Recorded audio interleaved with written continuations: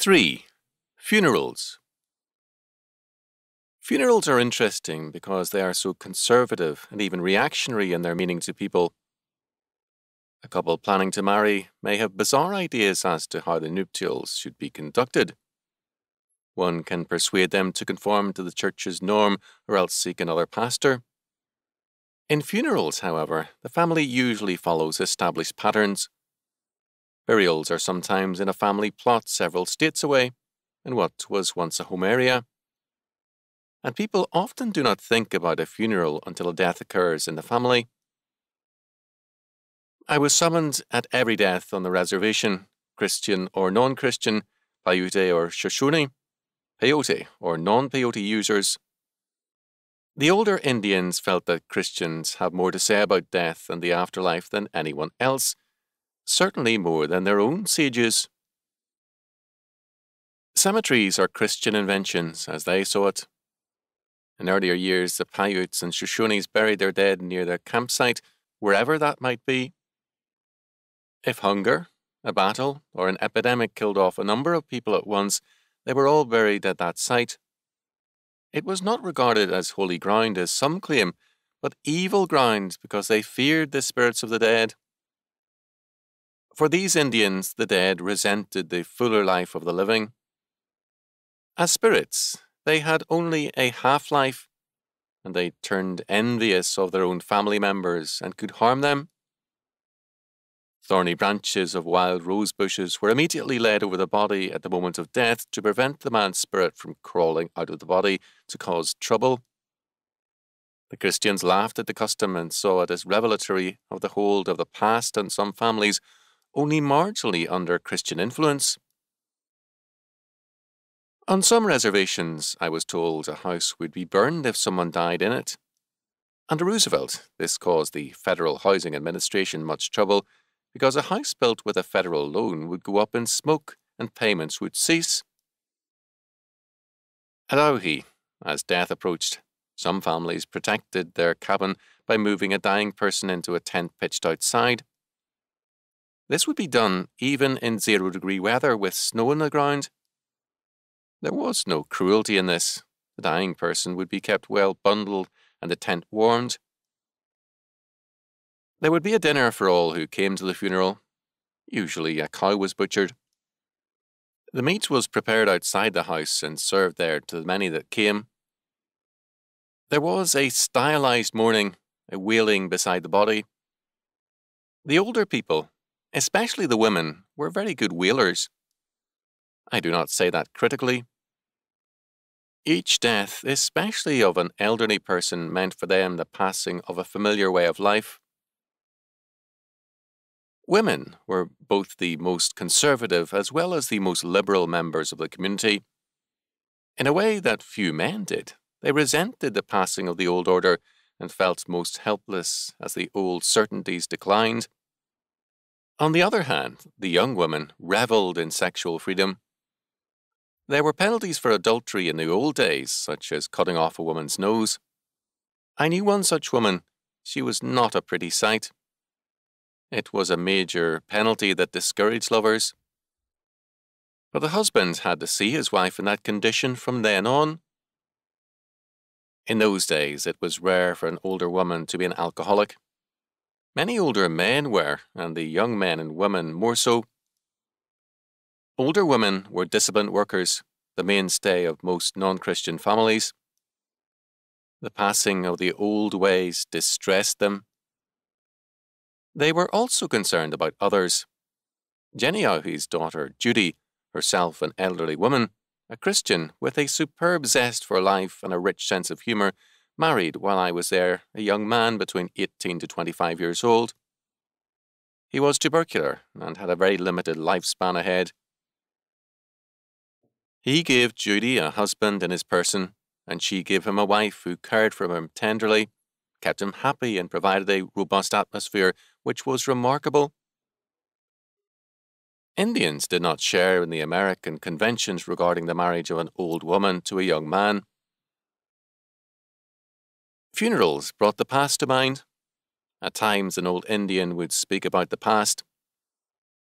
Not long after my arrival on the reservation, a funeral dinner, one old Indian, a gracious and handsome man, summoned all present, speaking in Rushoony, to return to the wolf cult.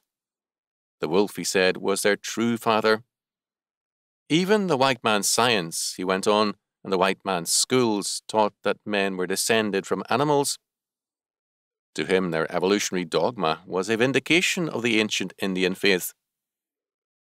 He saw the degeneration setting into the white man's culture as exemplified by the personnel of the U.S. Indian Service, and he wanted a return to some kind of animism.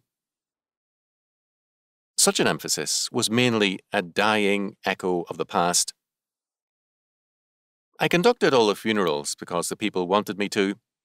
A sermon, however brief, was the central part of the service for them. Most services were held at the graveside. I only recall one in which an Elko mortuary was used. The family prepared the body. Friends dug the grave. Friends, after the service, shoveled dirt onto the coffin and filled the excavation. I always lent a hand with the spade work. For one thing, in the winter, it was a way of keeping warm. It was also appreciated by all present. All the cemeteries at Auhi are the work of Christians, and the older men knew and appreciated this fact. They recognized that Christianity had a compelling word on the meaning of life and death. Instead of a fear of the dead, it required a respect. In those days, this Christian perspective was not taken for granted.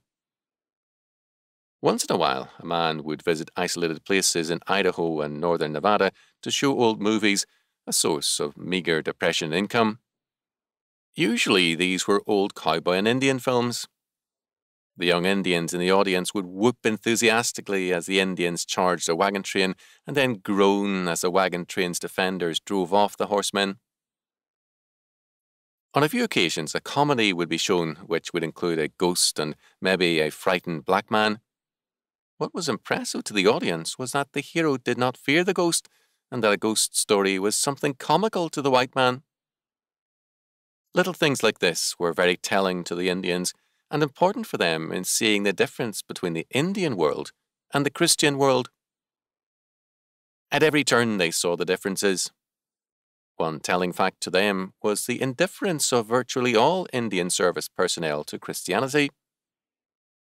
To them, it meant that Washington, D.C. and all it represented was alien to Christianity. Since they associated Christianity with the white man, it meant to them that the white leadership treated Christianity with disrespect. This was difficult for them to understand. For them, a people and a religion were inseparable. The attitude of the Indian service told them of the white man's abandonment of Christianity. Then, why was I there? What was the white man trying to do? The Indians were familiar in earlier years with cast-off clothing being passed on by white families to the Indians. Were the whites also passing on their cast-off religion? John Paradise, a Shoshone, subscribed to the Elko, Nevada daily newspaper. He enjoyed reading, and he was familiar with several periodicals. I spent the better part of a day trying to explain to him that Christianity was not the white man's religion, that some white men were atheists, agnostics, or members of various non-Christian religious groups. Christianity, I told him, was not an ethnic faith, but represented a separate realm, a kingdom of universal scope. The world and the United States, I told him, will be judged by Christ the King, whose realm is under none and over all. Finally, he grasped the point and was amazed.